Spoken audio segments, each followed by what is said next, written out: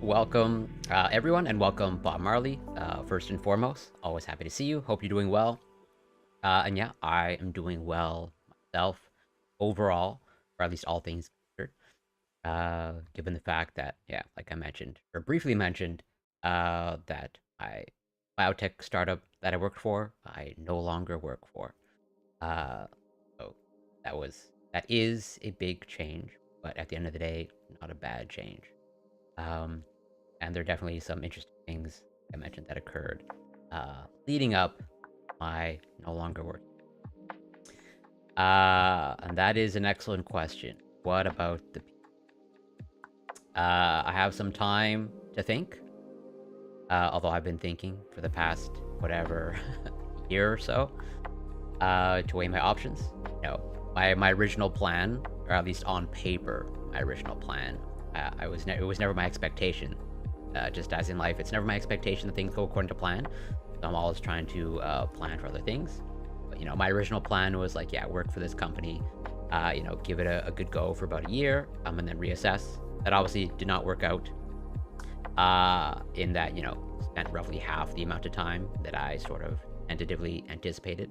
So, of a year, 6 months. But I have some time to think, or maybe a few months to think and mull it over. Um, that I'm in a very fortunate position that I don't need to, let's say, search for a new source of income right away. I should have access to some benefits that I may or may not whatever use. As of right now, I pretty much like took, well, since I was laid off, I think almost exactly 9 days ago. So not this past Friday, the Friday previously. I pretty much just spent this past week, taking some time off, you know, getting back into my more usual gym routine, and just kind of like enjoying a pretty chill, relaxed environment and enjoying the better weather. Summer is coming up, and I think that's going to be my plan for the next couple of weeks before I dive in, and start making, I guess, more firm or conclusive decisions. But yeah, the PhD, that is an open question of like, do I go back and finish it? Or like, yeah, what value or utility does it bring me? Or, have I have I gotten what I needed from it? And that like, do I not need to finish it? As in like, what added value does it bring me? At this point, aside from access to new employment opportunities. But even then, I have a whole lot of thoughts in terms of whatever future employment, etc., etc. Oh well, good for you, Bob Marley. If you started going back, I'm hoping it was a pleasant return to the gym. Although, to be transparent, I never took time off from the gym. Like I've been working out, whatever, consistently since the start of the year. Well, even going back further, but whatever. I never took extended period of time off, except obviously when I had that injury, that foot injury, whatever, over a year ago. At this point, but it's more getting back to a typical routine of like going in the morning, or like going in the late morning, as opposed to my schedule was a little bit more erratic while I was working. I had obviously much less flexibility when you're employed for a company. And you're a puppet on a string, so to speak. Although I did have some flexibility in my schedule, obviously not full flexibility like I do now, given the fact that I'm answering to no one but myself for the time being. Well, so if I may ask, and if you want to share, but you don't have to, did you take time off just because lacking motivation, lacking energy, other priorities? Like I know you're still, studying, focusing on your academics, which is totally a great thing. Or you just felt like you needed a break, potentially getting burnt out, or overtraining, as I've covered before. Overtraining is a thing, or all of the above, none of the above. What I would say is time off, even a month, is not should not set you back that much, if at all. I think I'm reasonably confident that you'll be pleasantly surprised how quickly you build up back to your previous strength. If not, I would even bet, a decent amount of money that you will surpass pretty quickly your previous whatever strength levels. I think a month is a pretty decent amount of time off to pretty much, I think it's a good sweet spot in terms of allowing for full recovery, and yet not so much time off that, any sort of real, muscle atrophy will actually set in, unless like your diet was like completely awful. So again, I think a month, you're totally fine. I don't think you have any real concerns about losing strength. It's just a matter of like getting back into the routine and your body just becoming reconditioned again. Basically, all that to say, I really don't think you've actually lost any muscle tissue. Just like you're in a temporary state of being deconditioned. And you had anemia. Ooh, interesting. Well, first of all, thank you for sharing. And again, if you want to share, because there's multiple forms of anemia. The most common one, if I remember correctly, is essentially iron deficiency anemia. That's the one that you had. I think that's potentially pretty, interesting, given the fact that you consume animal products, and typically those who consume animal products, at least in the form of red meat, they're usually not at high risk of anemia. But there are also many other forms of anemia, genetic forms, etc., that are usually more severe. Fanconi anemia, pretty severe form of anemia. But I'm hoping that whatever form of anemia that you had, easily treatable, and I'm assuming that you returning to the gym is a good sign, and that things are hopefully much better managed. But yeah, I hope you found the answer as to the source of your anemia. I've had anemia in the past, but it was specifically iron deficiency anemia. This was actually during the early stages of going through the diagnosis process. That was like one of the first things that was flagged as wrong with me, just because I had essentially stopped eating, or was eating very little at that point. Obviously, if you're not eating very much, you're not getting that much nutrition. But once my nutrition got better, or once I increased my iron intake, my anemia got a lot better. Obviously, that wasn't the answer to what was actually wrong with me. That was just more of a side diagnosis. It was iron deficiency, but the thing is that I like red meat, but recently I only have it like once a week, and all the other plant stuff are nuts, etc., that are high in iron. Okay, fair enough. But now that you know that, hopefully you can devise a strategy to address it. Even something potentially might be just something as simple as like, a multivitamin that happens to be high in iron, or maybe upping your red meat intake, twice a week. There are iron supplements, specific iron supplements. Some of those can be hard on the GI tract. I've had to dabble with iron supplements in the past multiple times, and they're it's not the easiest thing to supplement, at least not for me personally. But thankfully, I guess on the bright side, it's let's say a somewhat simple solution. That I guess if you want any sort of anemia, the iron deficiency one, I think that it is like the most common. Okay, fair enough. I think you had mentioned last stream that you were going through some sort of diagnosis phase. And yeah, if it's a GI issue, well then I can empathize. I mean, at the end of the day, I hope it is just simply iron deficiency, anemia. But if you're having other outstanding issues, I hope you get answers sooner rather than later. The diagnosis process is always potentially tricky. And also on the topic of me having no job currently, my schedule is pretty wide open for the next few weeks, maybe longer. We'll see. And so I should have time for more content. And so like this coming week, at least I should have at least two events coming up.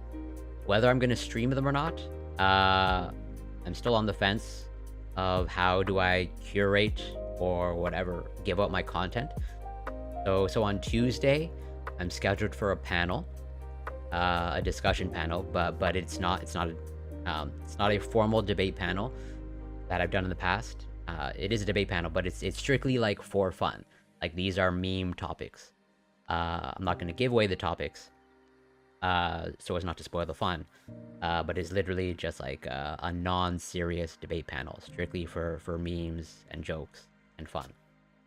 But then there's another, actual serious discussion panel on Friday that I'll be participating in. I'm not sure if I'm going to stream it on my end, or I'm contemplating all of the panel appearances that I make. I just start streaming them to you, and not Twitch, since I don't want to, like, I don't know, it's tricky in separating, or keeping my content easily accessible for the people that want the specific content. As in, the people that are here for the science, maybe I should devote the Twitch, or Twitch and YouTube to science, and then only the YouTube just for debate panels, or discussion panels. I'm not sure. I'm still trying to figure out how to really curate, or make my content more focused, or like at least make it clear which content is where. And as of right now, sort of like settled on which want to be like science stuff, or at least Twitch and YouTube science stuff. Pretty much all content will be on YouTube, and then yeah, the debate panel stuff will be on YouTube and not on Twitch. That's pretty much the only distinction at this point, is that Twitch will be specifically for the science and research stuff, and then hopefully at some point the workout and fitness stuff. I'm still trying to solve that issue. Okay, burping a lot. My stomach has always been weird, and as my family well, you're almost preaching to the choir at this point. I think I can empathize with virtually just about any stomach issue at this point. And I've taken Gaviscon and iron as well. And if it's helping, great. I've probably been on like just about every over-the-counter medication for digestive issues at this point. Well, so if anything, I will post in the Discord. I don't market my YouTube channel at all, really, even though I probably should. But at the very least, if I'm going to strictly stream the discussion or debate panels on YouTube, I will like announce it before I do that in the Discord. And I don't even think I've even ever posted anything about the YouTube channel in the Discord. It really is just like at the backup at this point, but maybe I should start posting more to it. But yeah, with that, the next few weeks, pretty much I'm gonna try to get out more content, more science, more research, debate panels, discussion panels on YouTube. There should be 2 this coming week. That as of right now, like I said, I'm pretty much settled on the idea that I'm going to stream them to you only, so that again I don't whatever get audiences confused.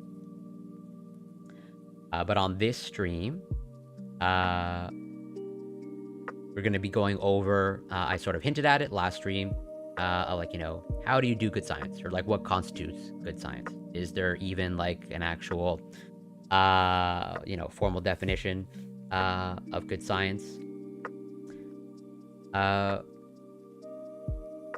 The answer is basically no. Or like every once in a while, I think most of the chat in the YouTube is coming from like whatever bots that are advertising something. So the short answer to that is no. As in like the chat that I'm showing, I'll just get right to it. Like the chat here, it is connected to both the Twitch and the YouTube. As in like, if there's any chat on the YouTube, which is actually going on right now, it will show up here. but obviously 99.9% of the chat come from his Twitch. Or like pretty much like 99.9% of my audience from some Twitch. I don't think, I'm like 100% certain that my YouTube channel doesn't participate YouTube algorithm. And so there's not going to be no expectation that someone on YouTube like randomly stumbles across my channel. But yeah, I should probably be better about marketing channel. Because like I think if you want ad-free viewing, I think the YouTube channel would be the ad-free version. I don't think, considering the fact that my YouTube channel's not monetized, be no ads on it. And I'm like pretty much highly certain that there are no ads on the YouTube channel. So if you want ad-free viewing, and you're fed up with Twitch, always go to the YouTube. And I think I've included the YouTube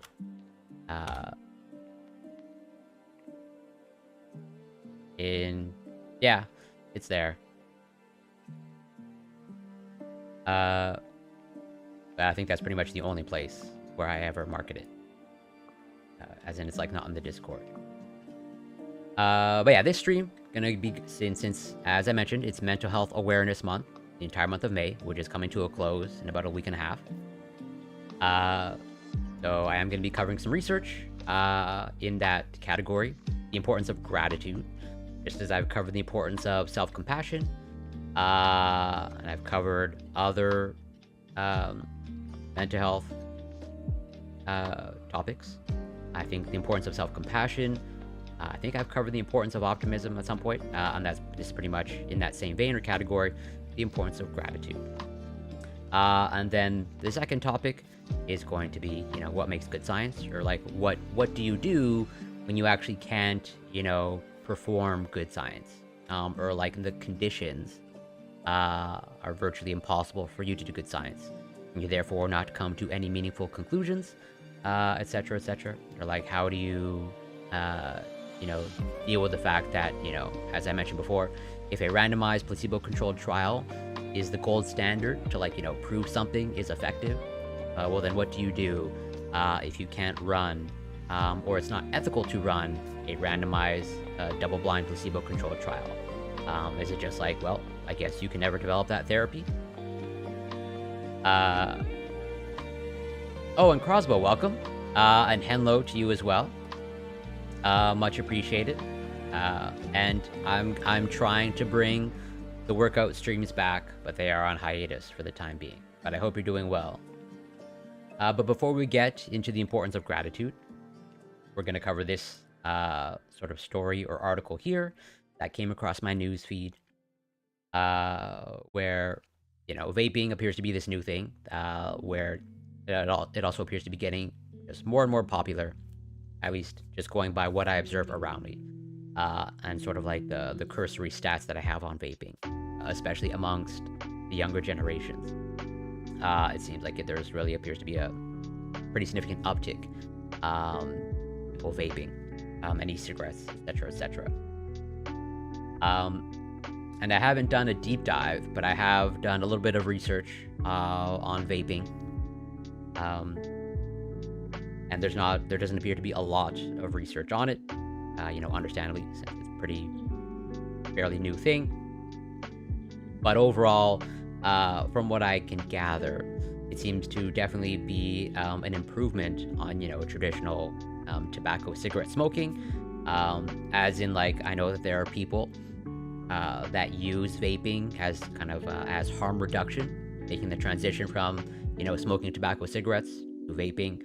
The science appears to be pretty clear there, that if you go from smoking traditional tobacco cigarettes to vaping, that is an improvement. That is significantly better.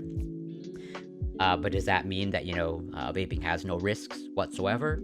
Or like, what are the risks of someone who, they've never been exposed to tobacco cigarettes, but they just want to take up vaping, which appears to be happening now amongst, the younger generations. And this is a story sort of about that. And kind of like highlighting the fact that there's still a lot of stuff that we don't know about vaping, or especially like its long-term health effects, etc., etc.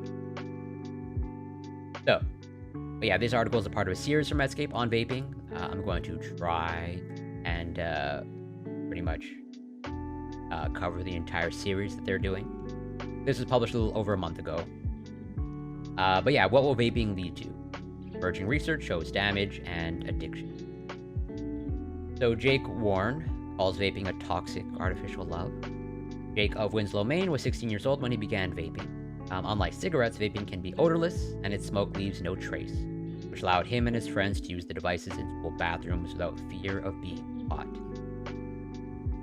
He would use an entire cartridge containing the vape liquid, the equivalent of smoking 1 pack of tobacco cigarettes within 1 school day. By the fall semester of his first year in college, Jake said his use had increased even more. It got pricey, so that's when I really started to notice the extent of his dependency, he said recently.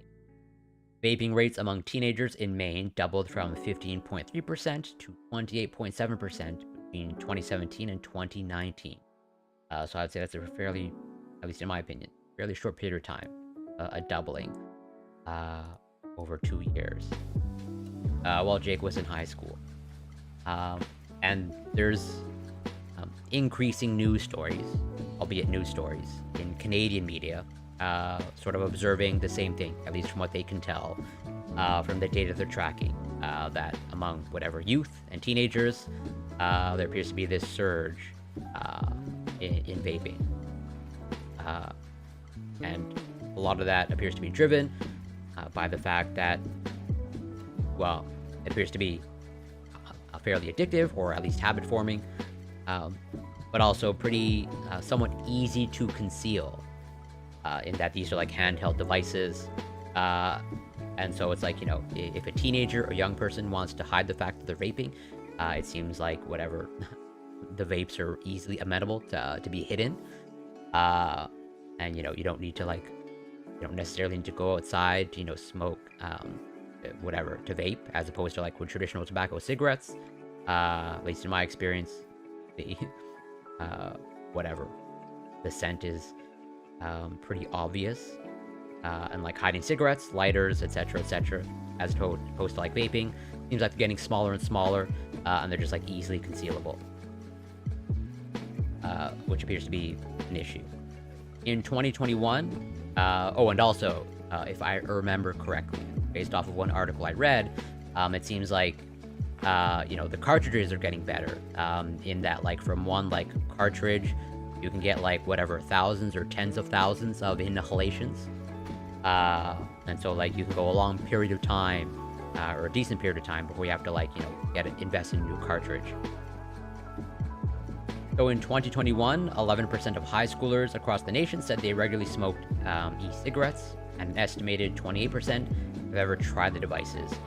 According to this Centers for Disease Control and Prevention, the U.S. and Food and Drug Administration classifies e-cigarettes as a tobacco product because many contain nicotine, which comes from tobacco. Like Jake, the habit is likely to carry into adulthood for many who start in their teenage years, experts say. Electronic nicotine delivery systems, such as vapes, have been touted by their manufacturers and by some in the medical field as a healthier alternative to cigarettes and as a method to help smokers give up the habit. But that's not how Jake, and who had never used combustible cigarettes, picked up vaping, or how he sold the idea to his mother. It's all organic and natural flavoring, it's just flavored water. Mary Lou Warren recalled her son saying to her, he researched the health effects of vaping, but didn't find much online, which again, that's not surprising. Well, you know, it wouldn't necessarily, you know, I don't know the background, but assuming whatever, it's not a researcher or scientific background, I would expect them, you know, be the best at researching, and also, as I even mentioned earlier, the good research on vaping is pretty much, you know, very little, if not, you know, non-existent. So yeah, no surprise that they had trouble, or they didn't find virtually anything online. I knew they were dangerous because you don't put anything in your lungs that isn't fresh air, she said. A determined athlete in high school, Jake found that his asthma worsened as he transitioned to college, especially when he ran a track meet, or during a soccer game. Mary Lou Warren noticed changes off the field too. He was coughing constantly, he wasn't sleeping well, he wasn't eating well. I knew the addiction was taking over. Vaping irritated Jake's throat, and he would get nosebleeds that he couldn't stop, she added. Since Warren first looked into the effects of e-cigarettes on respiratory health back in 2017, many studies have been conducted of the short-term health outcomes for first-time smokers who never used combustible tobacco products. Studies suggest that vaping may worsen bronchitis and asthma, raise blood pressure, interfere with brain development in young users, suppress the immune system, and increase the risk of developing a chronic lung disease. Studies of mice and cell cultures have found that the vapor or extracts from vapes damage the chemical structure of DNA. These are essentially in vitro studies, so they have their place and their utility. But again, from my perspective, there's only so much you can extrapolate. My mouse studies and cell culture studies.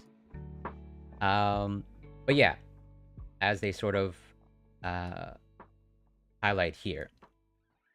They first looked into the effects of e-cigarettes and respiratory health back in 2017. Many studies have been conducted of the short-term health outcomes for first-time smokers who never used tobacco products. Right. So this is just like 6 years ago. And like I said, this is just based off of my cursory search into the literature on vaping.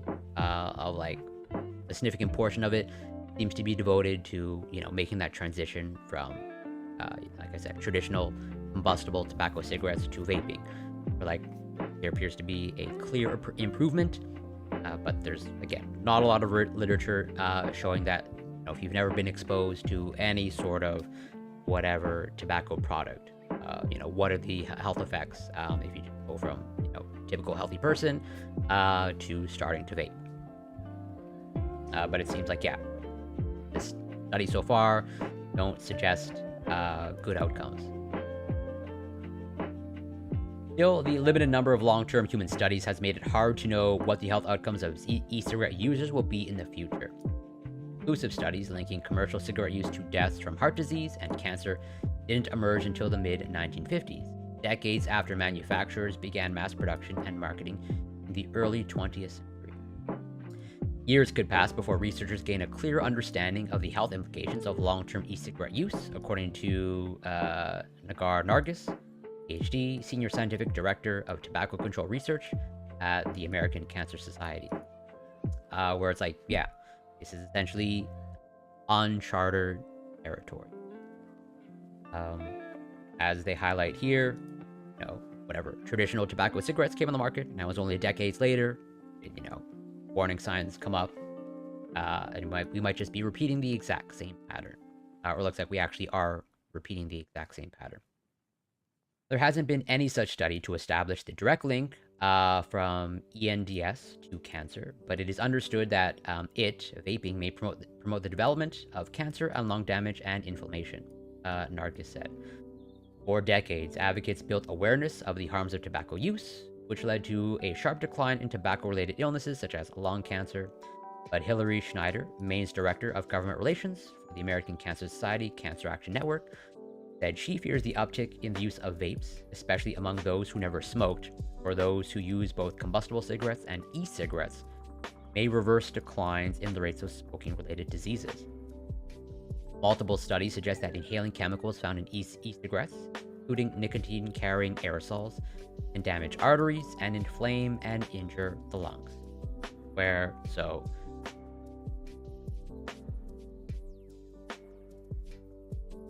As they just highlighted, not a lot of research, like I said. But I think it's, I will use kind of like, whatever, my biochemistry background. Or even just like what I know of like the general recommendations when it comes to like lab safety.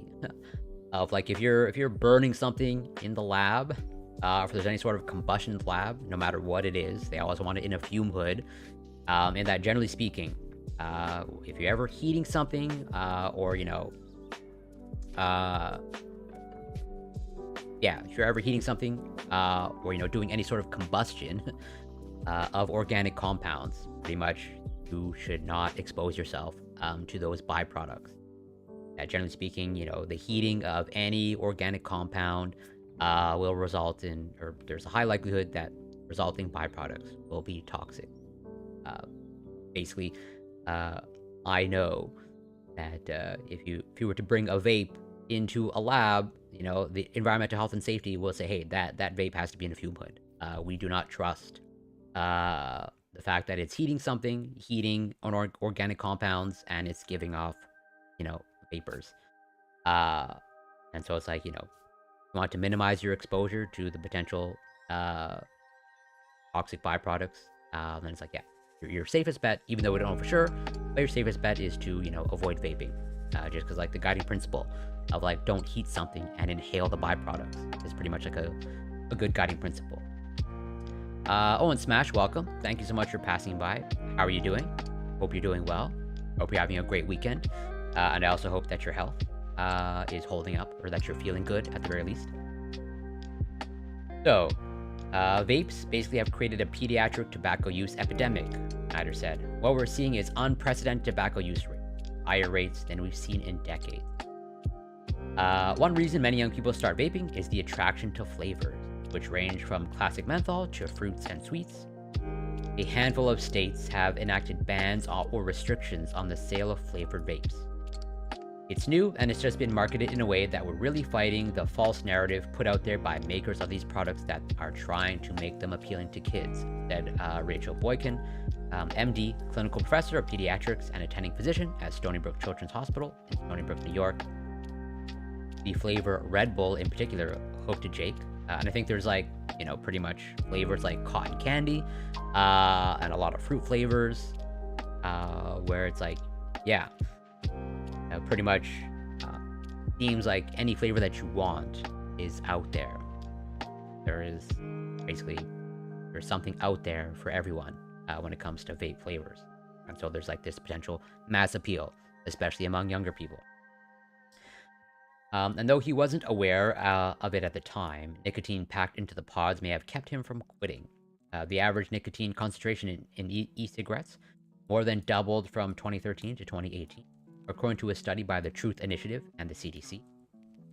The immediate risks of nicotine on the developing brain are well documented. Studies suggest that nicotine, which is found in ENDS products, may affect adolescents' ability to learn, remember, and maintain attention. But many adolescents and young adults who use e-cigarettes say that vaping helps alleviate anxiety and keep them attentive, as to the complexity of their dependency, according to Boykin. Nicotine actually interrupts neural circuits that it can be associated with more anxiety, depression, attention to learning, and susceptibility to other addictive substances. That is enough to make it very scary. Jake also said a social environment in which so many of his friends vaped also made it difficult for him to quit. You're hanging out with your friends at night, and all of them are using it, and you're trying not to, he said. Jake eventually took a semester off from college for an unrelated surgery. He moved home, away from his vaping classmates. He eventually transferred to a different college and lived at home, where no one vaped and where he wasn't allowed to smoke in the house, he said. He came home and we took him to a doctor, and they didn't know quite how to handle kids and addiction to cigarettes, Mary Lou Warren said. Not fully understanding the long-term health implications of cigarette use has precluded many clinicians from offering clear messaging on the risk of vaping to current and potential users. It's taking pediatricians time to ask the right questions and recognize nicotine addiction from vaping, said Boykin, who serves as chair of the section on nicotine, tobacco prevention, and treatment of the American Academy of Pediatrics. It's just hit us so fast. Where it's like, I can only go by my experience, but, rewinding, even just like 5-10 years, especially like 10 years, I could just be not observant or lacking awareness. Totally possible. But like 10 years ago, like I saw like virtually nobody vaping my everyday life, walking down the streets or whatever. Whereas, fast forward 10 years later, it seems commonplace. Even just like walking around, and even here on Twitch, vaping appears to be pretty big in the Twitch space, or at least from what I can tell, like the majority of people on Twitch vape. But once pediatricians do identify a nicotine dependency, it can be difficult to treat, Boykin said. Many pediatricians now recognize that e-cigarette addiction may occur in children as early as middle school. Don't have a lot of evidence-based treatments for kids to recommend. Will vaping be a phase? Aware of his vaping dependency and the possible risk to his long-term health, Jake, now 23, said he's lessened his use compared to his college days, but still struggles to kick the habit for good. I'd like to not be able to use all the time, not to feel the urge, Jake said, but I think over time I'll just kind of phase out. But his mother said quitting may not be that simple. This will be a lifelong journey, she said. When I think of who he is, addiction is something that he will always have. It's part of him now. No financial disclosures. Where it's like, yeah, this is just like one story, one anecdote. So this is not like hard data based off of a study. But as they sort of allude to in the article, you know, the emerging evidence, as they say, doesn't look good. And I think it's generally a good heuristic or a good rule of thumb. Like, if you can avoid vaping, I'll do it. Even though, like, it seems like the recommendation, from what I can tell, it's like if you're a consumer of combustible tobacco cigarettes, it is probably better for you to transition to vaping. But then ideally, maybe not stop there, and then like phase out vaping altogether.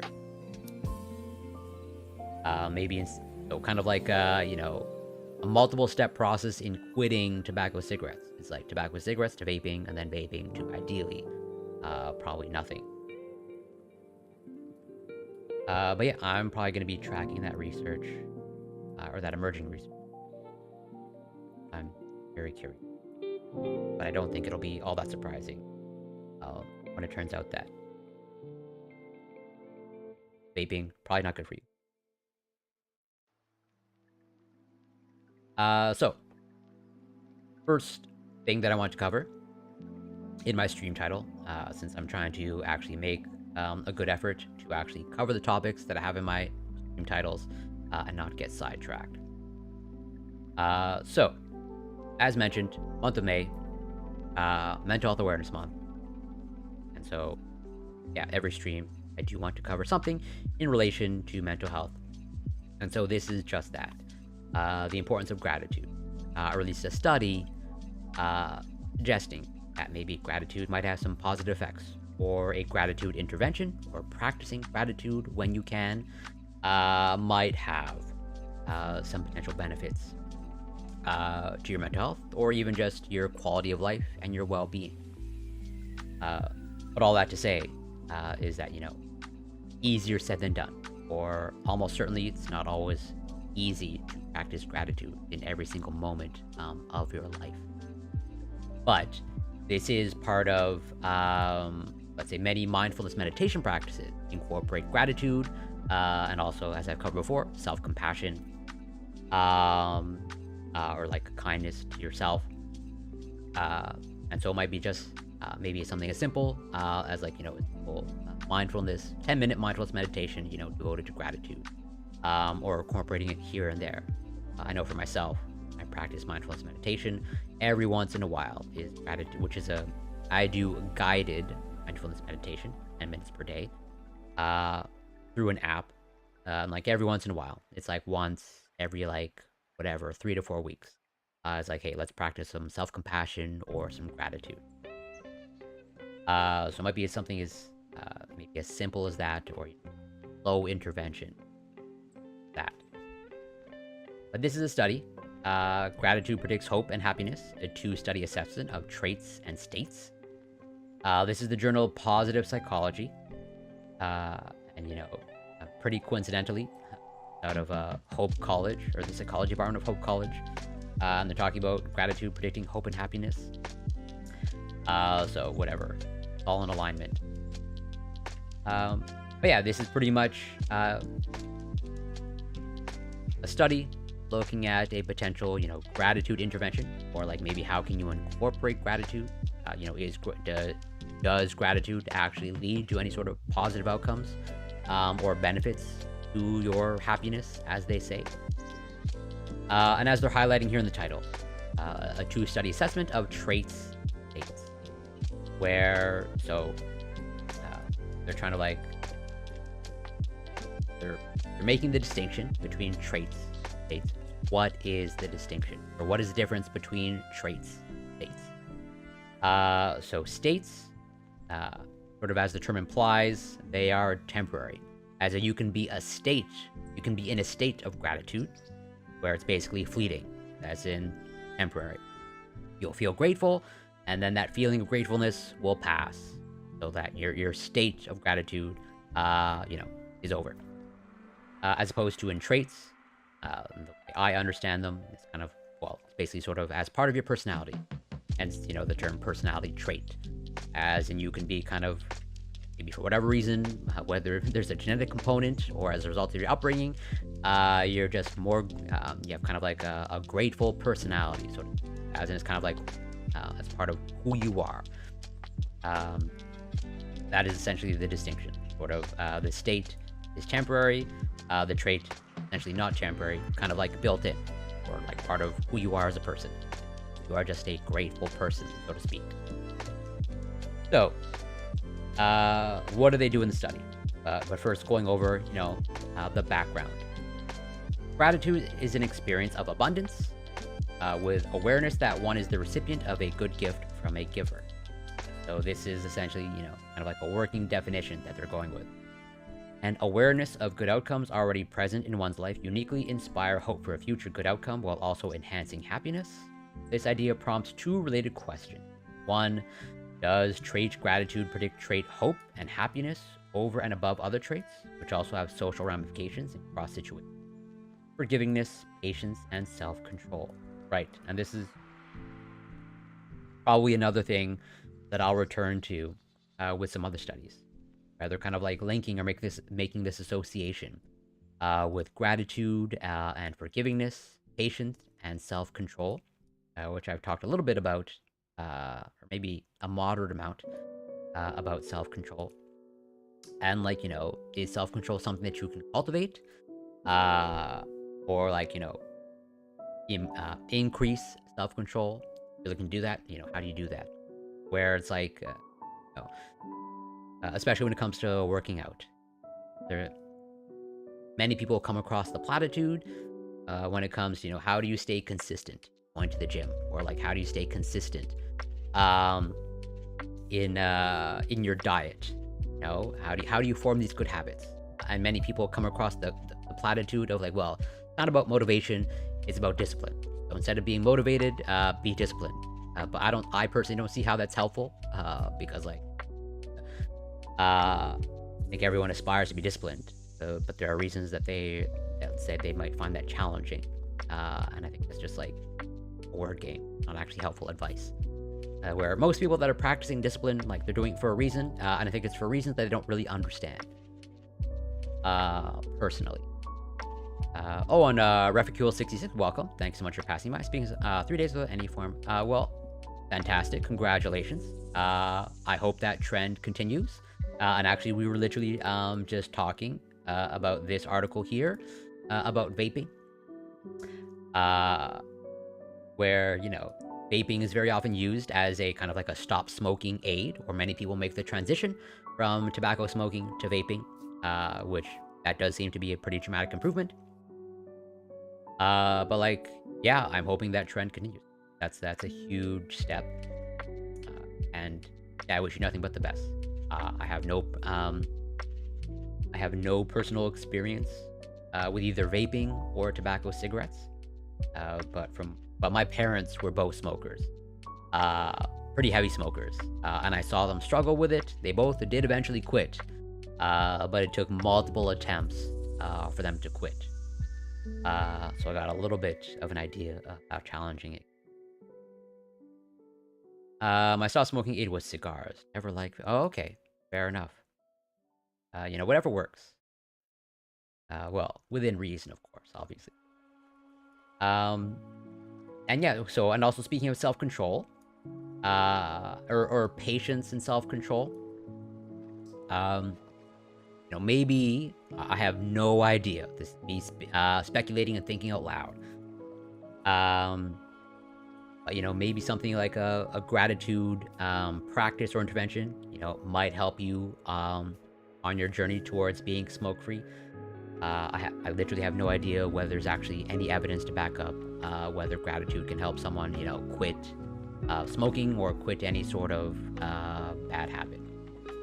There, as mentioned, there is research linking gratitude to patience and self-control, or like how gratitude can maybe lead to improvements in self-control.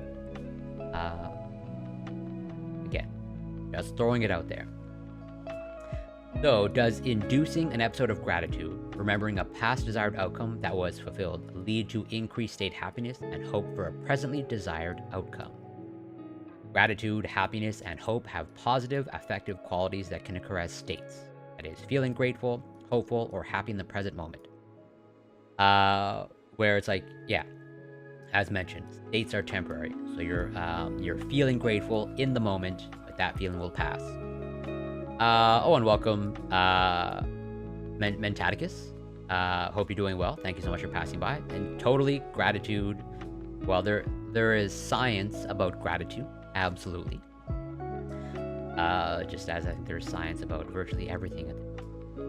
Whether it's good science, a different story. But I think, everything is an open question at this point. Where was I? Yeah. And as dispositional traits, that is a person who is typically grateful, hopeful, or happy. So it's like, yeah, as mentioned, that's the distinction between a state trait. State is temporary, a trait is like, that is part of the person, a person who is typically grateful. Yet, gratitude, happiness, and hope are distinct, with different orientations in time. Gratitude is oriented toward the past, appreciating a gift and the giver.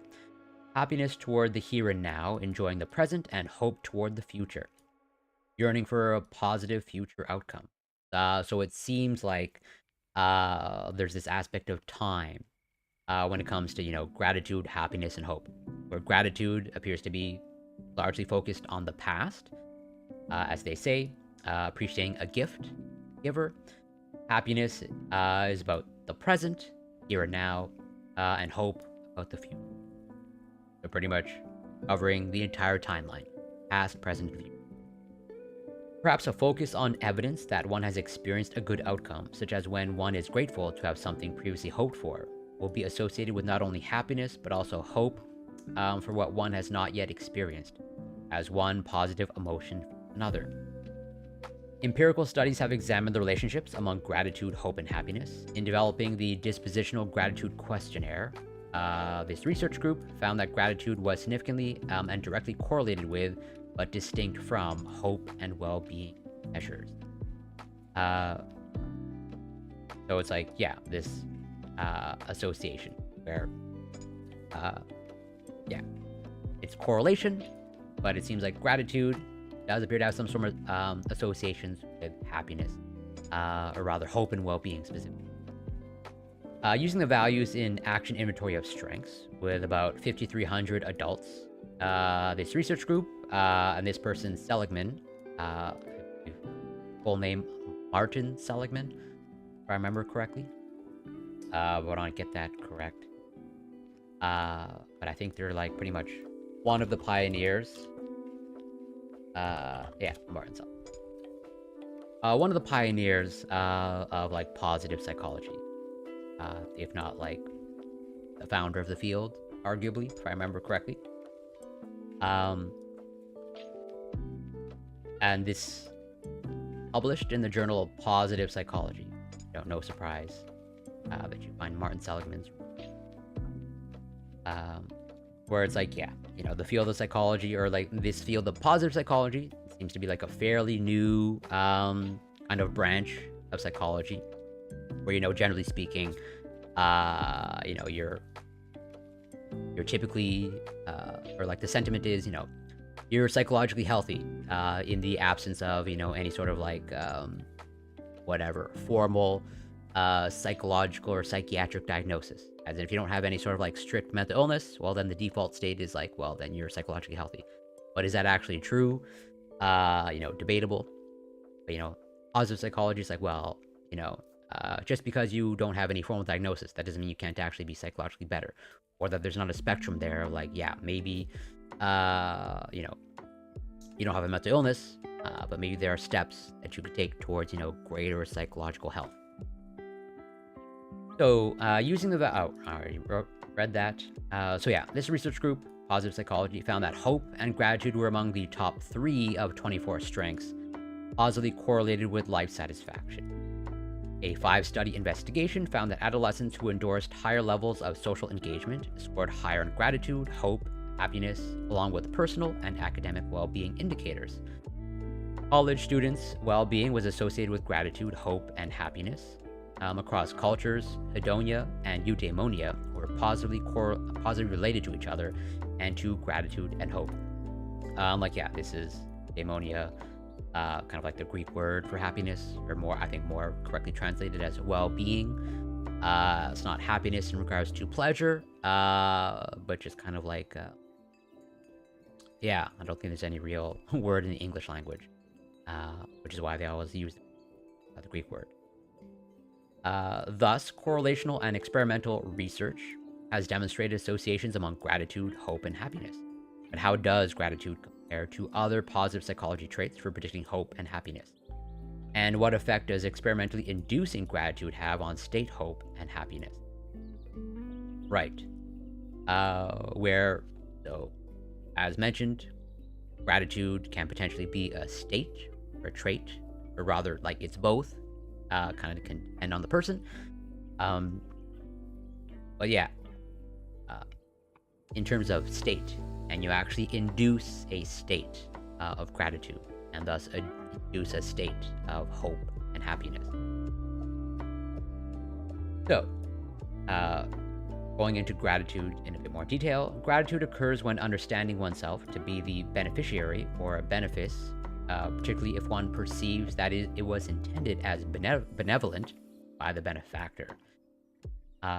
In distinguishing gratitude from joy and hope, Roberts observed gratitude is about givers, gifts, recipients, and the attitudes of giver and recipients toward one another. It is a deeply social emotion, whereas joy is a construal of some situation as good, as satisfying some concern of the person, and hope is a construal of some possible future good. Whereas gratitude and happiness are associated with abundance, hope is oriented to acquire abundance, satisfy deficiency, or to alleviate trouble in the near or distant future. Gratitude can be experienced in a variety of conditions, even difficult ones. Remarkably, even in the context of trauma, some people are able to find benefits, and those who do are better able to flourish. Putting a positive spin on a bad situation. After an interpersonal offense, when victims focus on benefits they experience through facing the offense, for example, lessons learned, resilience shown, and growth experienced, they demonstrate greater positivity, joy, and improved cardiovascular responding. Benefit-focused reappraisal involves a focus on the silver lining that activates positive emotion, as underscored by self-report and neurophysiological late positive potential amplitude findings. So it's as I think highlighted here nicely, finding the silver lining in a bad situation. That is totally something that I try to do. Whether I do it successfully, debatable, although I think there are some, sometimes I do it successfully. And actually, this is something that I sort of incorporate when it comes to sort of like my motivation or discipline to, go to the gym. And that is something that I am pretty disciplined about. But I totally have my moments where, my motivation varies on a day-to-day basis when it comes to going to the gym, even though I'm pretty much generally 80 to 90% of the time highly motivated to go to the gym. I totally have my moments I don't feel like going. So it's how does gratitude or how can gratitude help me there?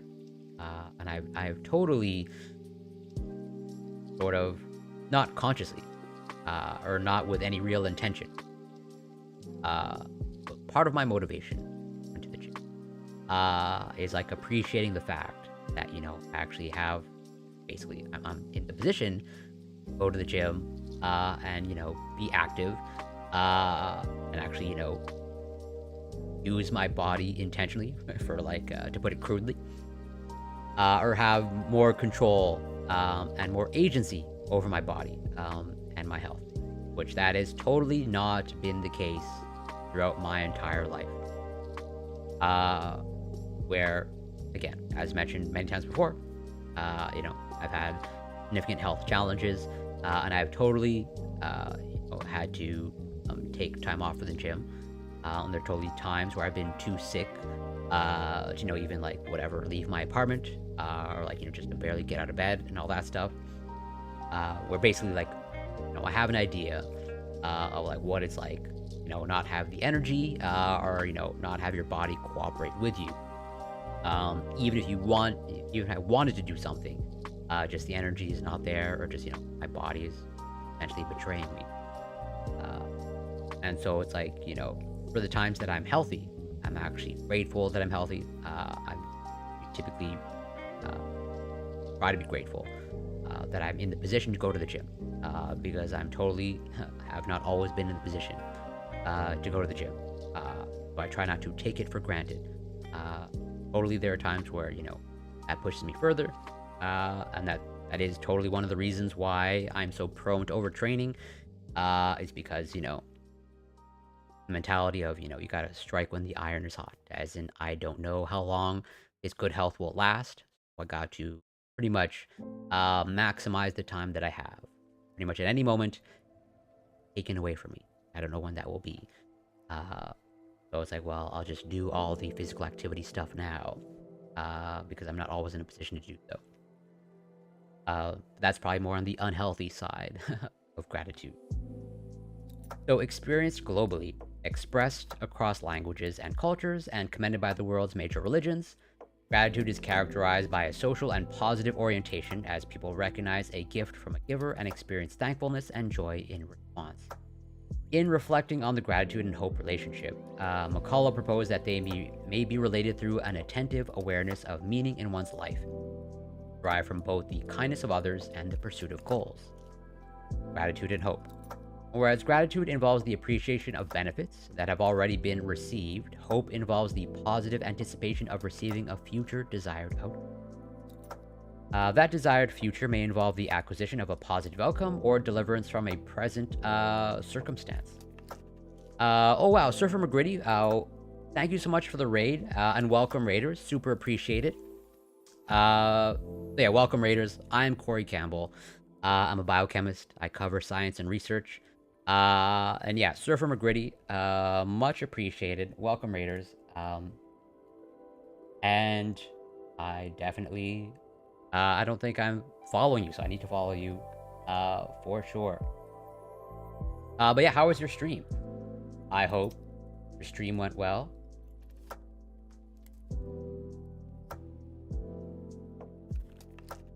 So right now, what we're doing, is, well, even though I'm a biochemist, I'm not right now covering biochemistry stuff. I'm covering some mental health stuff, where we're going over the study about gratitude, since, as mentioned earlier, May is Mental Health Awareness Month. And so for each stream, for this month, and I'm probably gonna carry that into the future, I do want to go over at least one study in the category of mental health. And so right now we're going over this study, or this research, about how maybe gratitude, or incorporating a gratitude practice, may be beneficial to, your happiness and well-being. And we're just like more or less in the introduction, where they're going over gratitude and hope. So where was I? And also, yeah, where are my manners?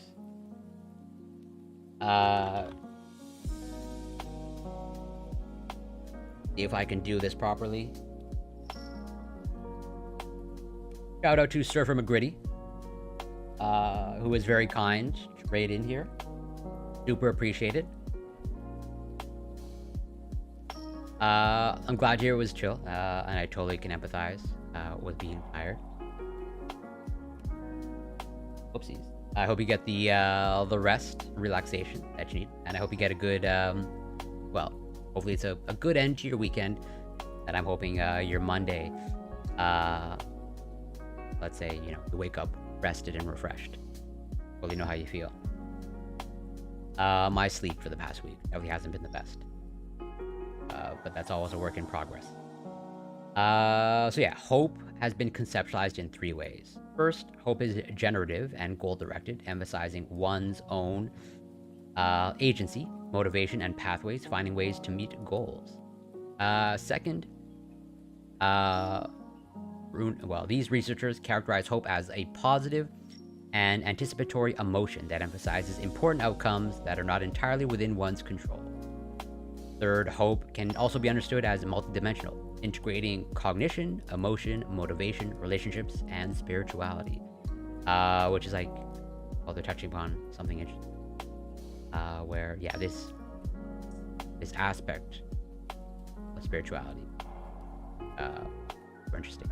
And I've covered a decent amount of the research on spirituality. And the Good Morty, welcome. Thank you so much for passing by, and thank you so much for the follow. Super appreciated. Happy to have you here. But yeah, even though I am not a religious person, I definitely consider myself a spiritual person without defining what that means. And the research sort of backs up how spirituality appears to be an important component of one's well-being or quality of life, or rather, incorporating spiritual practices and lead to improvements in quality of life and well-being. I think the research on spirituality is super interesting, and it seems like it's, even though spirituality is a concept, centuries old, I think only now science is recognizing not only the concept of spirituality, but its importance. And that, again, I'm not a religious person in any way whatsoever, but I do consider myself a spiritual person. And if by Hope Lantern, you basically are an eternal optimist, I consider myself in that category as well. Yeah, I have quite a bit of research on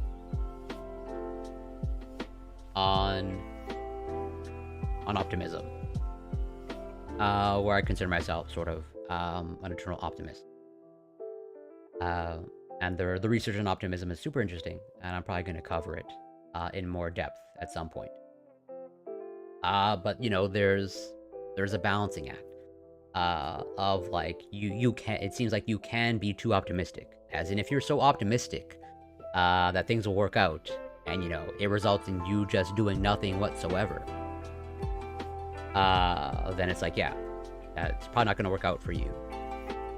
There's sort of that the balancing of optimism and realism.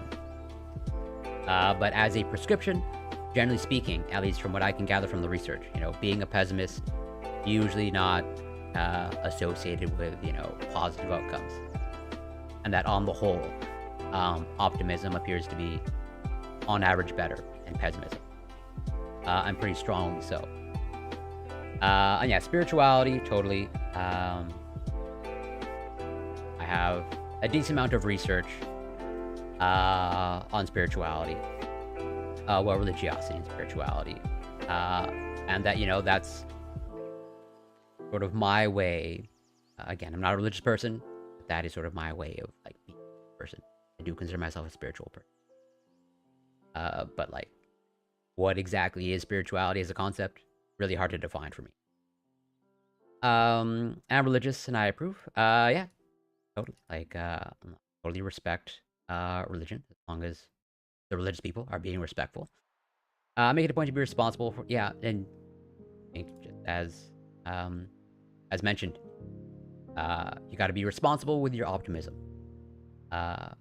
Where you can't just hope that things will work out. It usually has to be associated with some sort of action.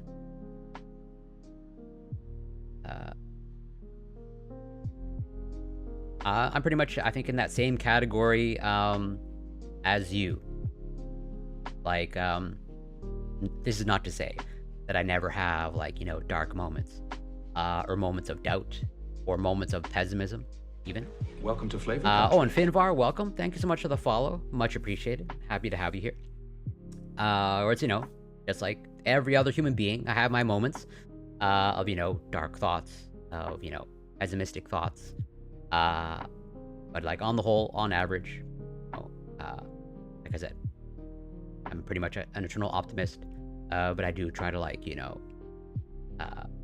put in that dose of, as you say, reasonableness. And totally, toxic positivity is a thing, for sure. Where, yeah, even though I consider myself an eternal optimist, and I recognize the importance of, hope and gratitude, I would never just tell someone who's going through a hard time, which is, just be optimistic, or just like look on the bright side. Even here, when I'm covering this research on gratitude, and how it can potentially help you, I recognize always easier said than done, even for myself. As much as I will recognize and go over the research on gratitude, on self-compassion, these are challenging things for myself to incorporate, and so I know that it's not easy. Oily Olive, welcome. Thank you so much for passing by. How are you doing?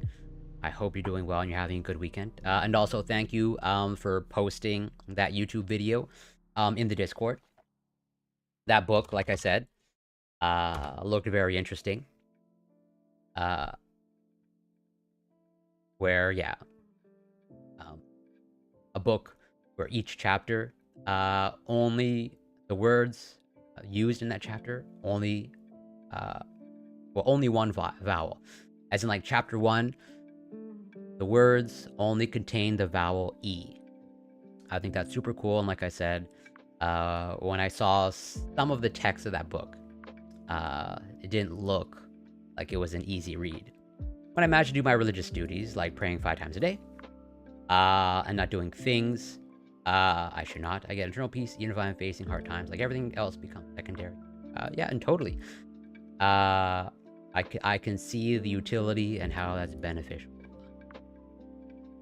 Like, I think you can arguably, or I think you can arguably make the case that, a gratitude intervention or a self-compassion intervention is almost like prayer, or I think is in that category.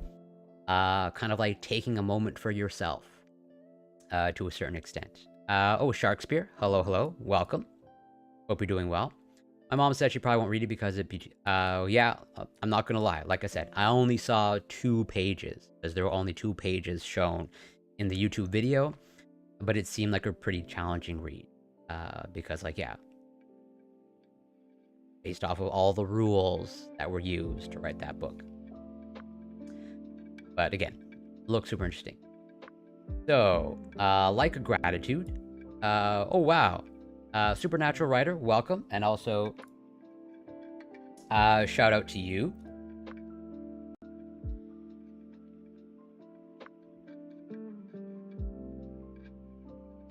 Let's see if I can do this properly.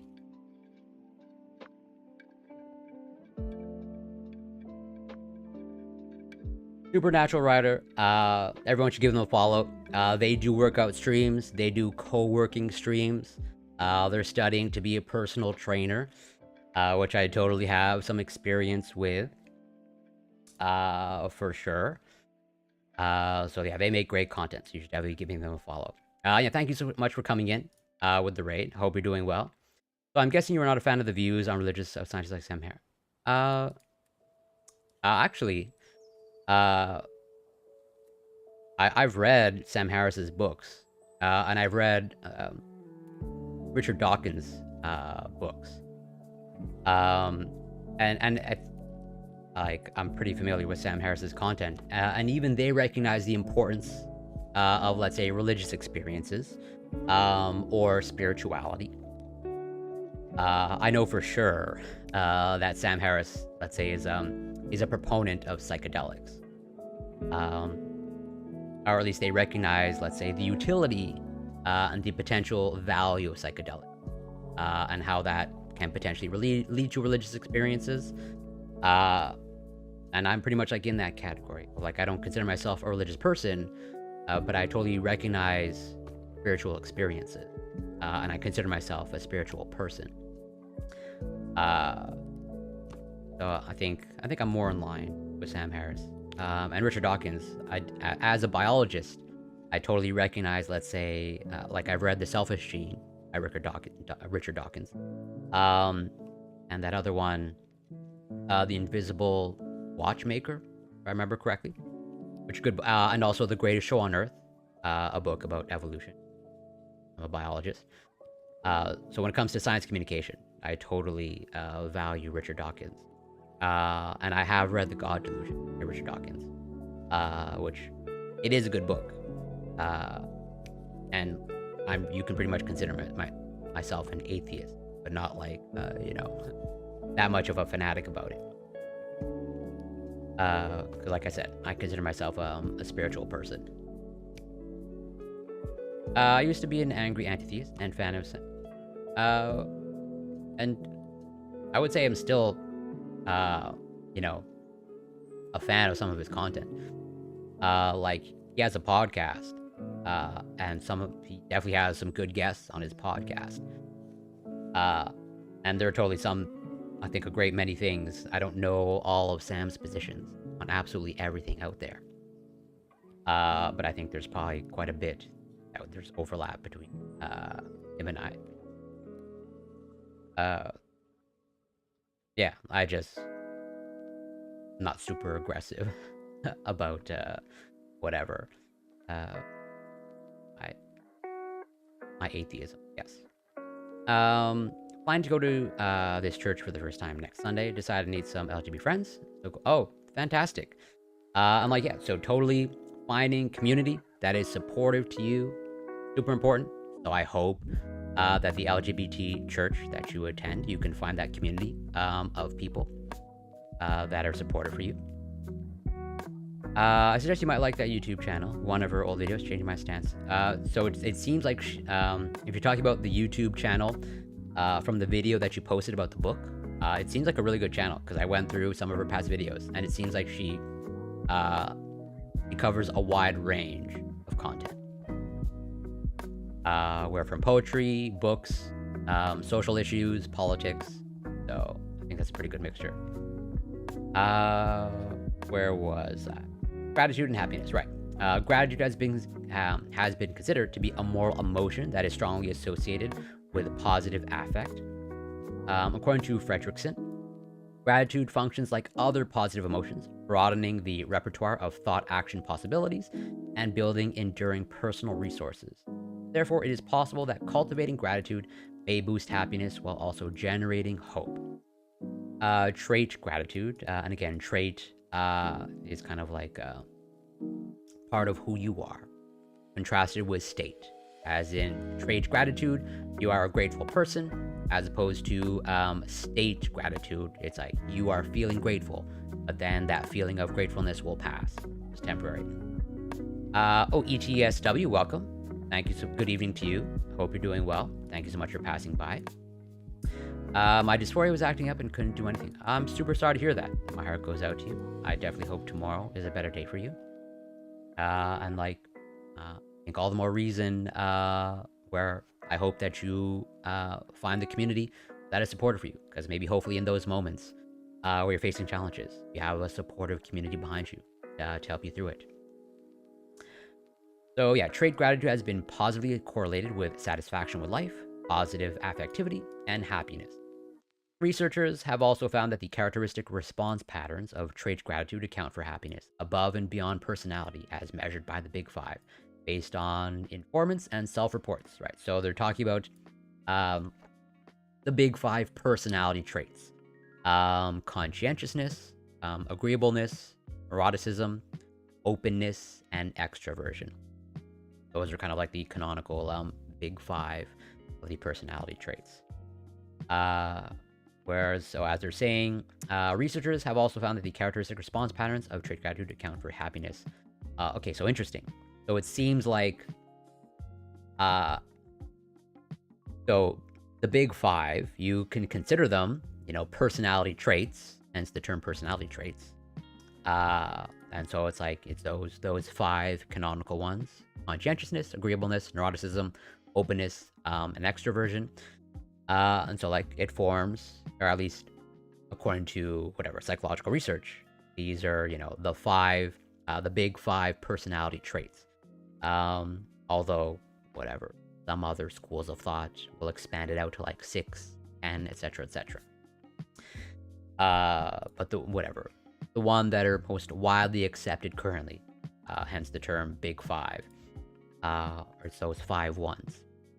But as they're sort of like highlighting here, even though there's a lot of research about personality, whatever personality, let's say, shapes who you are, what they're saying here is like trait gratitude account for happiness above and beyond personality. As in, when it comes to your happiness, it seems like, those big 5 personality traits play less of a role than like, this trait gratitude. As in, it might be more important for you to have gratitude as part of your personality than the other 5 personality characteristics, or big 5 personality traits, which is interesting because, as mentioned, one of the big 5 is neuroticism. And neuroticism is basically, the likelihood that you'll experience or have negative thoughts. And so essentially, if you score high on neuroticism, then there's a high likelihood that, you'll have negative thoughts. Rather, you have greater frequency of negative thoughts. And, no surprise, that's strongly associated or correlated with increased risk of anxiety and depression, particularly depression, if I remember correctly, because, high neuroticism, high negative thoughts, understandably, high risk for depression. And so what they're saying there is like, whatever, at least from what I'm understanding, this trait gratitude appears to be like even greater factor when it comes to accounting for your happiness. It seems like it might even potentially be overtaking something like neuroticism, when neuroticism is part of that big 5, which I think is potentially super interesting. Again, if I'm understanding this. Hill and Alamand found that gratitude and forgivingness traits each accounted for well-being when controlling for the other. They advised researchers to test multiple morally related trait variables to advance research on well-being, and we adopt this approach to study hope and happiness. What do you think about AI bots? New generation uses it to summarize these long texts. What are your pros and cons? That is a great question, ETSW. And we covered a little bit, if I can bring it up, about AI when it comes to fine.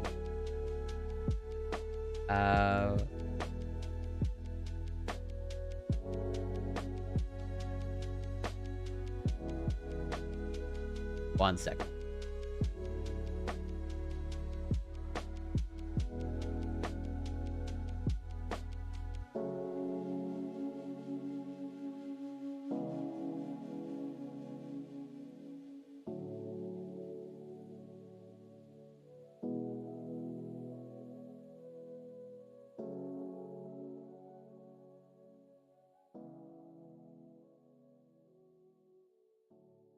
Yeah, so like literally last stream, we went over some AI chatbot and how like AI, or rather responses generated by AI to patient questions. Basically, the AI outperforms actual physicians, which is literally what this study was about. Comparing physician and artificial intelligence chatbot responses to patient questions posted to a public social media forum. So not only was the AI better in providing information, but the AI appeared to be better in actually being empathetic in their responses. Where it's like, the quality of the AI responses were just like worlds better.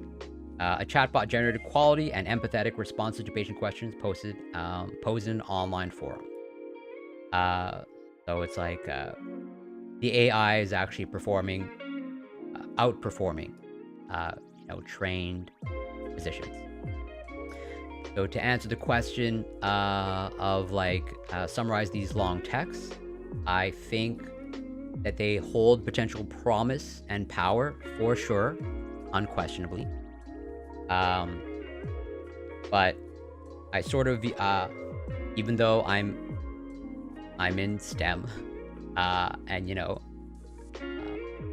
I'm in research, and in many aspects, you know, or in some aspects, I'm like on the bleeding edge of some technologies or techniques.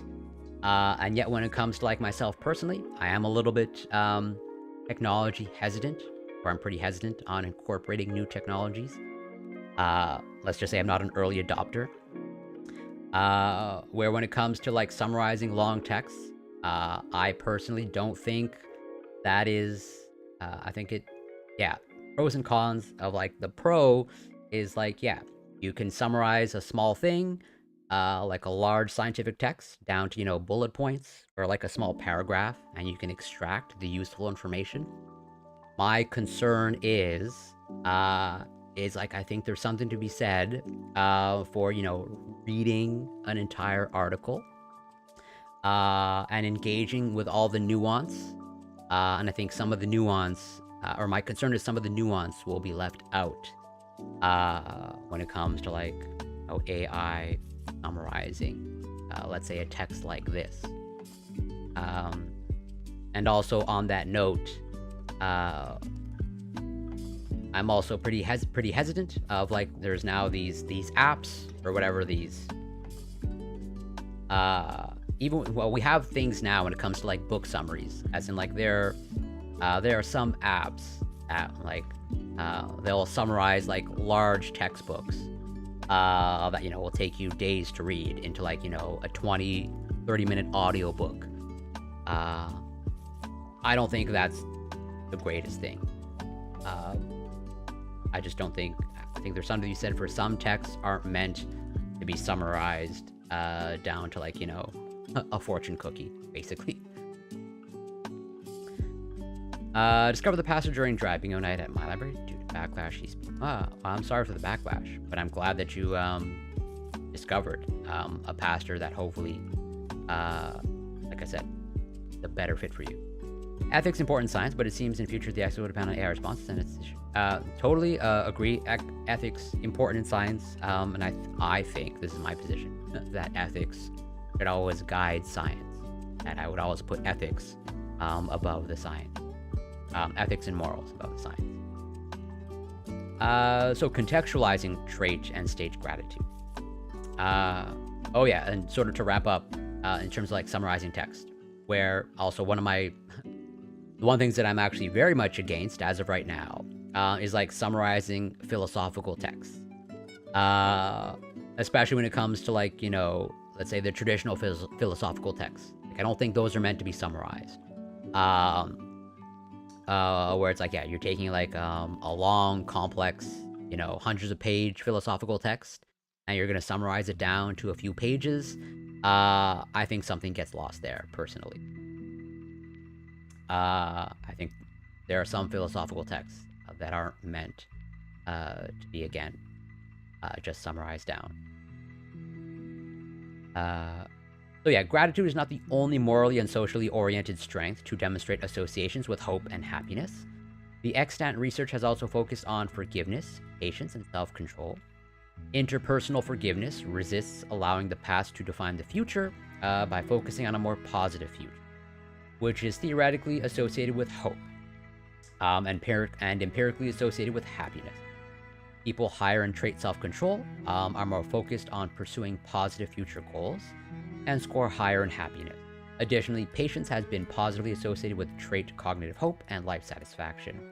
Thus, Study 1 tested whether gratitude would go above and beyond forgivingness, patience, and self-control to predict hope and happiness.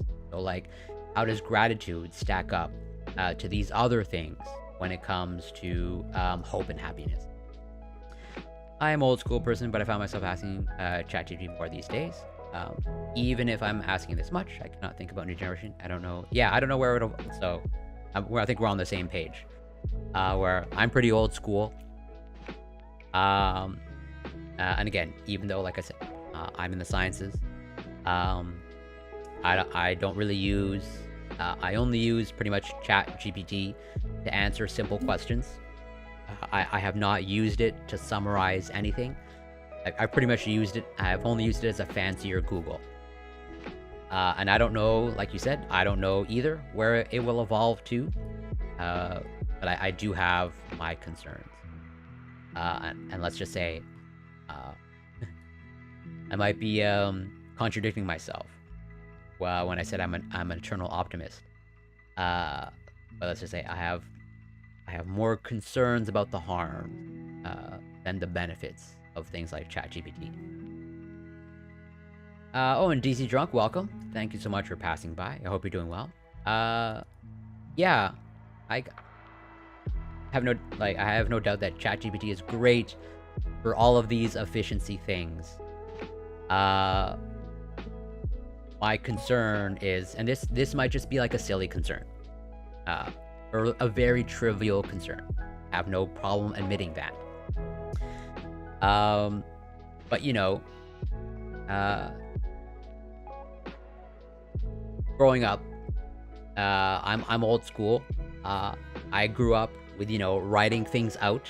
I grew up before smartphones and personal computers. You know, I'm a millennial, so like I know what life is like without smartphones. I pretty much I started with landline phones. And so it's like I have no doubt ChatGPT is great for writing emails. My concern is like we might lose the art of like writing emails or typing things out. Just as, you know, whatever, now that everything is typed, or things like autocorrect, etc. I think, you know, yeah, people from my perspective or my anecdotal experience, people have lost the ability to like write on their own. Just as like something like writing in cursive, I think is a lost art. Like, do children these days even learn cursive in elementary or high school? No idea. Probably not. Since I recognize, whatever, it's not a fundamental skill these days in the labor market. But I do think there's something to be said for, you know, being able to write cursive, or even just to print and write properly. Actually, a more practical example, and again, somewhat trivial, is like everyone uses Excel now for whatever, multiple things. One of them is graphing. Okay, I think everyone knows how to make. I think virtually everyone knows how to make a graph in Excel. But for a course, an advanced course that I used to be a teaching assistant for, this is an advanced biochemistry course. Part of it, one of the assignments was to do like to graph data that these students collected by hand. And it's very surprising, at least concerning, how many students these days don't know how to make a graph by hand of like whatever, drawing out an x-axis and a y-axis, putting in like a scale, an appropriate scale on an x-axis. Since Excel does it all for you now, pretty much like all automated, it's like you ask, at least this is just, again, this is my anecdotal experience, but I've seen it happen through multiple cohorts. I've taught this advanced biochemistry course over many years, and so I've seen it in sort of like multiple generations of students. And it's like, yeah, it's amazing where it's like you just ask a student to like, it's linear data. It's like the most simplest of graph of like y is equal to mx plus b. Just a linear relationship. Hey, graph this graph, and a lot of them really struggle. Like they can't do it. Which, sure, graphing by hand, maybe not the most important skill these days. But I think there's something to be said of like at least being able to know how to do it. Or at least understand what Excel is doing conceptually, when Excel makes just a simple linear graph. But yeah, I'm obviously ranting. And these are all trivial examples. But I do have concerns that we lose something when we incorporate these technologies without really weighing all of the potential negatives. What if ethics is too subjective to inform science? I submit 1970 U.S. drug prohibition, which explicitly classified certain neuromodular plants and fungi and non-medicinal dangerous by established scientific graphic facts to the contrary. So you're definitely not going to hear from me defending the war on drugs or any sort of drug prohibition. You're definitely not going to hear me advocate for, how, largely speaking, Canada and the United States, Schedule 1 drugs and all that classification of drugs. I think, if anything, I wouldn't put ethics, or at least to me, that doesn't fit in the category of ethics or morals. Personally, just my opinion. Where I would make the case, arguably, that passing or having those drug laws and the war on drugs, that is the more unethical and immoral thing, rather than scheduling things.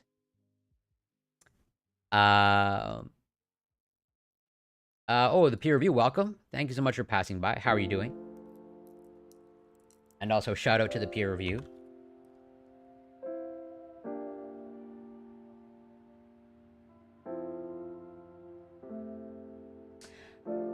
Be following them because they also do some science content. I feel like it's just a tool. Do you know how to qPCR by hand, GCMS by hand, spectrophotometer by hand? I'm adding a lot more after chat. These are all fair points. Especially like, I definitely don't spectrophotometer by hand, but I know what the spectrophotometer is doing. I'm familiar with the concept of transmittance, absorbance, etc., etc. Oh wow, congratulations. That's fantastic. So you're now Dr. Peer Review. As in the peer review has gone through peer review and passed and defended. That's fantastic. Yeah, congratulations. Big step. You're obviously now a real scientist, unlike myself, who has not defended. So I'm just, a pseudoscientist at this point. Until if or when I defend. But yeah, that's a big step. And obviously only share what you want to share. But are you applying for postdocs? Or like, whatever, job market? Or the stereotype opening that bakery that every PhD or faculty member is supposed to be opening, according to Twitter. The last decision should be in human individual. AI should suggest and person should filter these suggestions and modify according to their... But I see people copy paste exactly whatever AI writes for them, and they accept without question. Yeah, totally. Okay, yeah. Awesome. And yeah, I have no doubt, just as you obviously succeeded in defending and getting through the academic grind, I have no doubt that you'll succeed and flourish in the biotech space. Are you still... I'm assuming you're still going to be looking to work with algae, and I think essentially genetic manipulation of algae.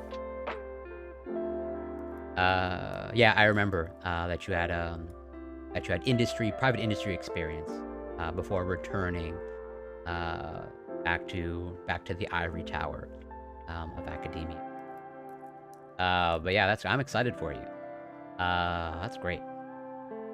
And so so you're defended, and I guess it's just like now a matter of just like revising and then whatever, submitting the revisions. Unless everything was perfect, that's also a possibility. Yeah, I'm super excited to hear all the potential updates. How your ever more blossoming career. Fantastic. Okay. Gotcha. Well, but yeah, here's where I'm going to, well, let's just say, obviously I don't know what stages it's in, but I'm assuming it's whatever, putting in the finishing touches. And on the topic of publication, okay, there's a publication about the inefficiency of publication. So what I would say is, like, don't waste your time. Okay, in review, got it. Well, I'm hoping that you get, you don't get that dreaded third reviewer to, rerun all your experiments.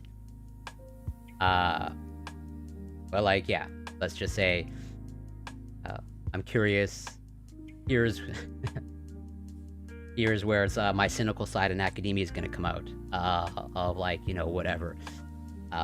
If it doesn't pass review, and like they want me to do more experiments, if I were in your position personally, like I probably wouldn't, unless like that was a condition of you defending. But if you've defended, you've defended.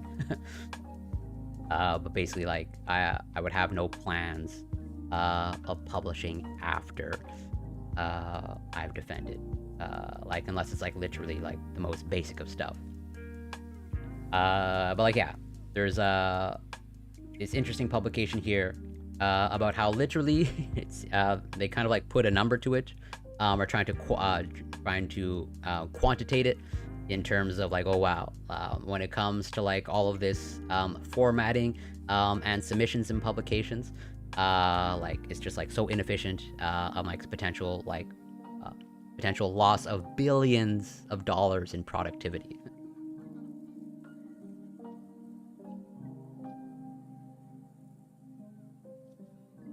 Okay, yeah, good. Now I would say, I wouldn't have been, you're just a better person than I, but I personally would not have been that gracious in offering to help with experiments through the summer. I'd be like, hey, I'm defended. You're on your own, buddy. You get no more further exploitation from me. Unless it's like, you just, unless you running an experiment is like you pushing the button on like some software. Just get the output.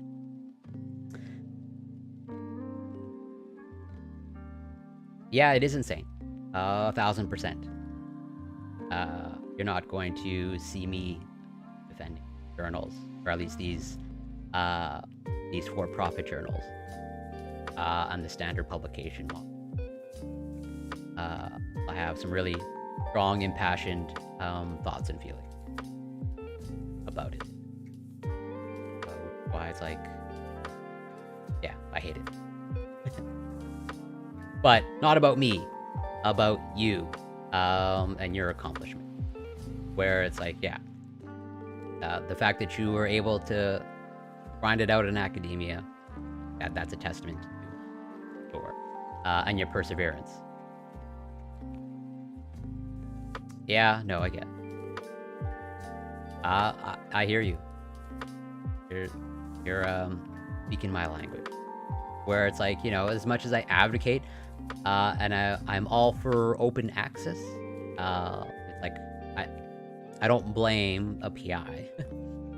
a PI who I don't know what stage of their career that they're in, but if they're looking to build or further advance their career and build up their resume, I don't blame them for not spending the greater money for open access and all that stuff. The whole model is backwards. So yeah, what did they do in this gratitude study? So they did 2 studies. So this is study 1. So yeah, in study 1, they're pretty much trying to see how gratitude stacks up when comparing it to forgivingness and patience. So study 1, I'm not going to break down their entire methodology, just some highlights where, they're as pretty much standard for a lot of psychological research. They're recruiting from undergraduate college students from a liberal arts college in the Midwest. And again, no surprise for most psychological studies, it's majority female, vast majority, 150 female, 31 male, because like, yeah, psychology is heavily dominated, or pretty much all of academia, dominated by women at this point. And then you had people dropping out, which I think I highlighted. It's pretty funny why people dropped out. An additional 4 people participated, but were excluded for failing a check of awareness, endorsing that they were born on February 30th. Or honesty, indicating that they had not been fully honest during the study. So it's like born on a day that doesn't exist on the calendar. Kind of funny, which is like, I'm glad so these were the ones that screened out. But you know, I'm sure that there were people that were included, that probably, they wouldn't pass other checks of awareness. The topic right now is we're going over this study about gratitude, and how gratitude or gratitude intervention or practice may be beneficial to your happiness and well-being. So that was study 1, pretty much how does gratitude stack up to other things. And then the second study in this, larger study. This experiment was designed to test whether an induction that involved gratitude would not only bolster state happiness, but would also prompt increased state hope for a meaningful outcome that participants currently desired in their own lives. So like pretty much does a gratitude intervention maybe make you more optimistic or hopeful for the future?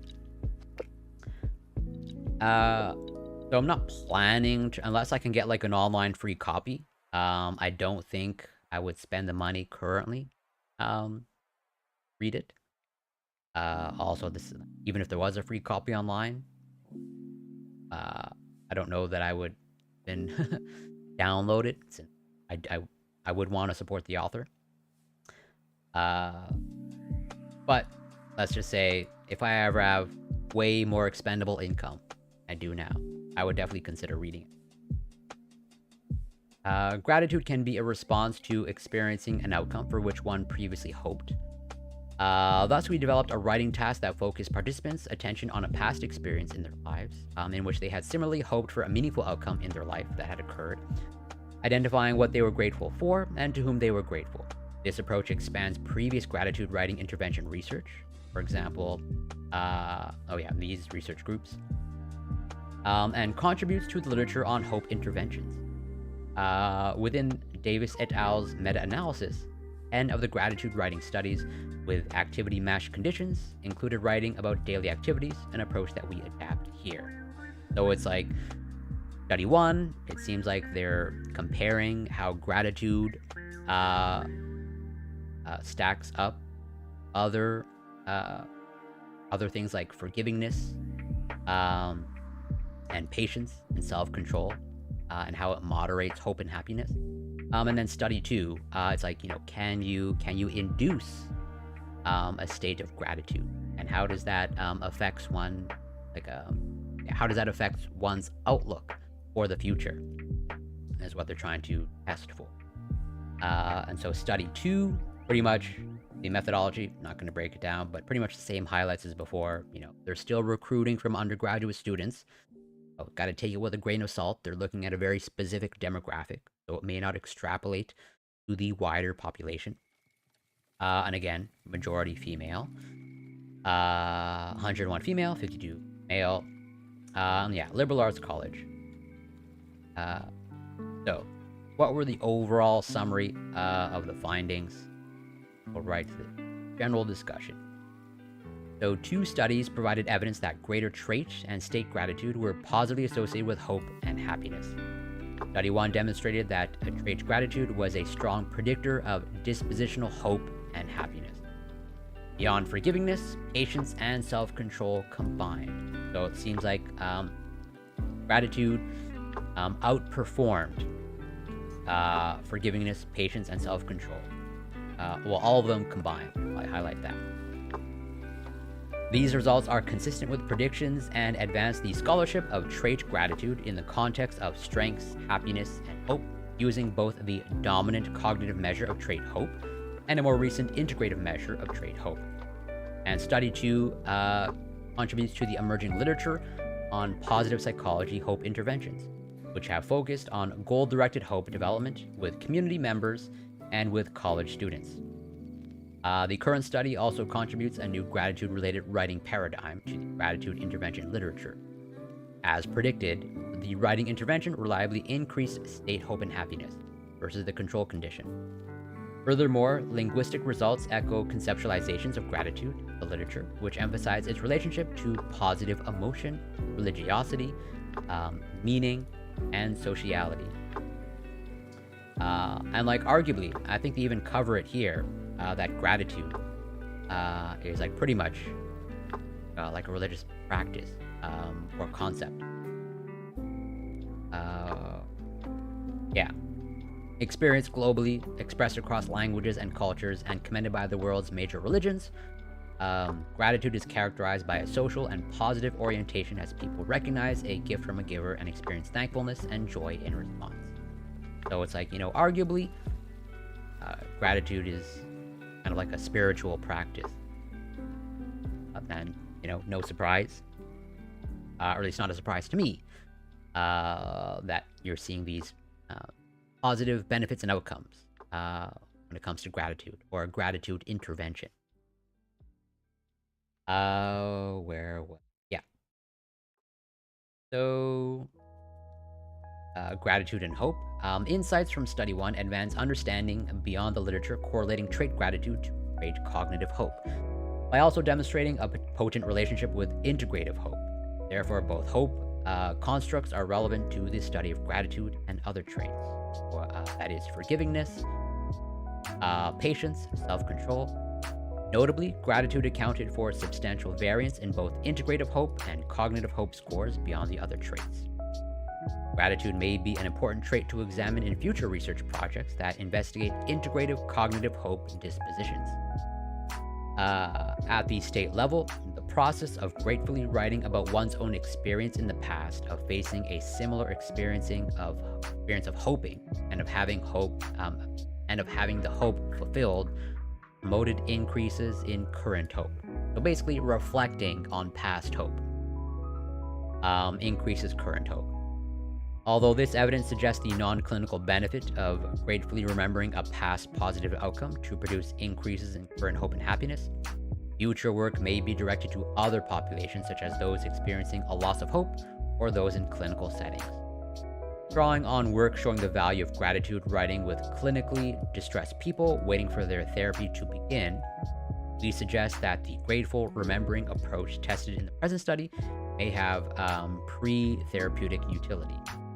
This offers another gratitude approach that may proffer effective benefits while also bolstering hope, a common factor in successful therapy.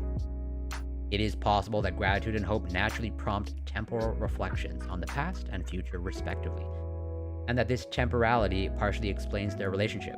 The condition in which participants gratefully remembered a past hope fulfilled emphasized looking back with awareness that one once looked ahead with hope. So it seems like, if I'm understanding it correctly, kind of like this dynamic relationship between hope and gratitude. The control condition also prompted temporal reflections, but with a focus on routine details that may have detracted from state hope for a meaningful outcome. A more stringent future test of our hypothesis would be to compare the Grateful Remembering Induction Study 2 with an established method for bolstering hope and happiness to determine whether gratefully remembering a past hope fulfilled is a particularly effective intervention for state hope and happiness, testing this longitudinally. And then gratitude and happiness.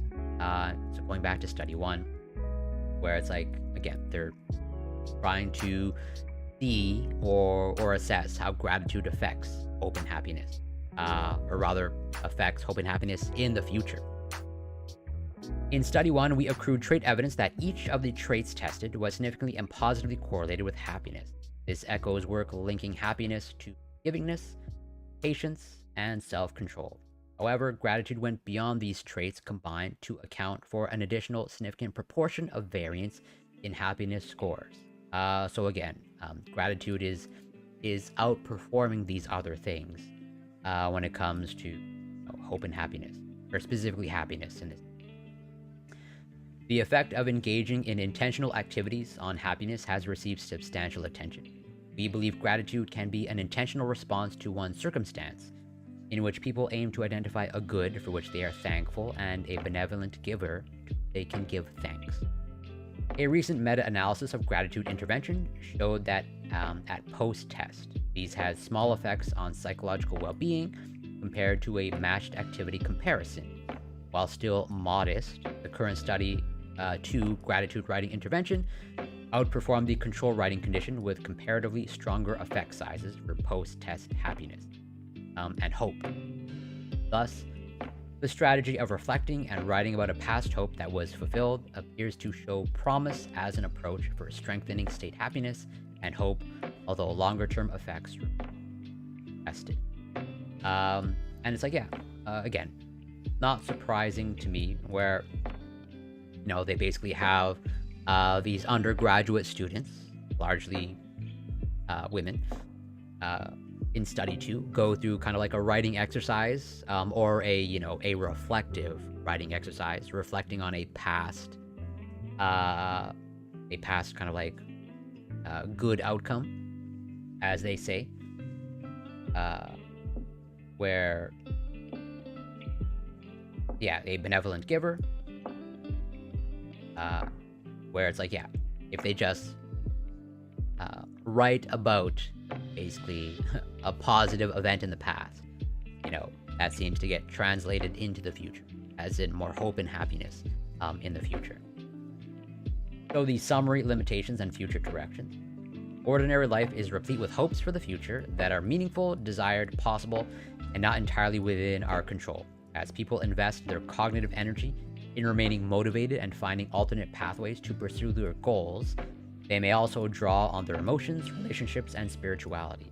The current work suggests that trait gratitude plays an important role in both approaches to hope as well as happiness. At the state level, the simple pivot of looking to a past similar hope that was fulfilled and reflecting on for what and to whom one is grateful can prompt an elevated experience of hope and happiness. And so limitations.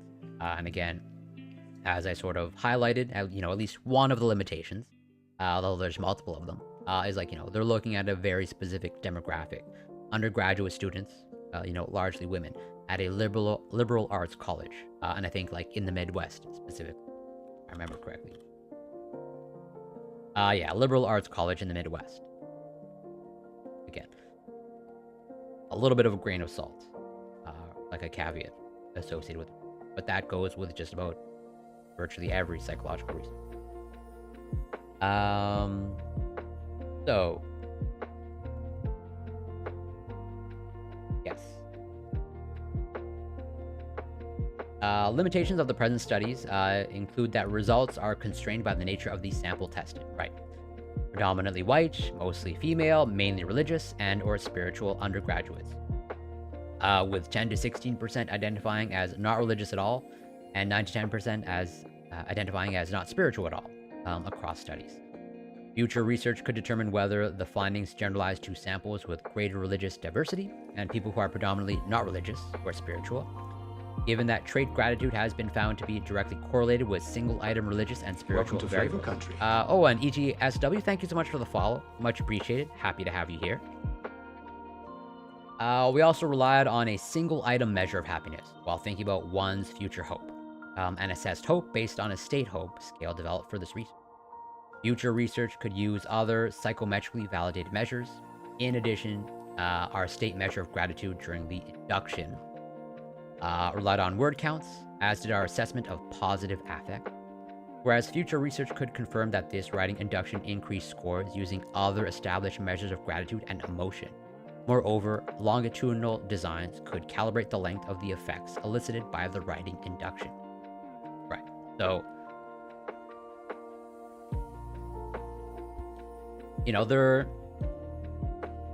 this is a study about gratitude. Well, gratitude in relation to hope and happiness in the future. Gratitude predicts hope and happiness. And so, like, how are they measuring it? Where these are subjective things, okay, but They're using the scientific method to try in an attempt to measure these subjective states. You know, how do you measure gratitude in a person? At least here in this study, they're using like a questionnaire, if I remember correctly. Yeah, you know, they have the dispositional gratitude questionnaire, so it's basically like self-report, what they're relying on. And so, like, I'm not a neuroscientist, and I don't know the neuroscience of gratitude, and I don't even know if there's any neuroscience research in relation to gratitude. Although now that I'm bringing it up, I'm now curious to see, like, you know, can you measure gratitude at the level of the brain? Of like, you know, based off of, let's say, you know, an fMRI or whatnot, can you see what gratitude looks like at the level of the brain? We know what some other subjective states look like at the level of the brain. We kind of have a pretty good idea of what, you know, fear and threat look like in neuroscience. And we can correlate, you know, subjective feelings of fear, you know, what's actually occurring in your brain.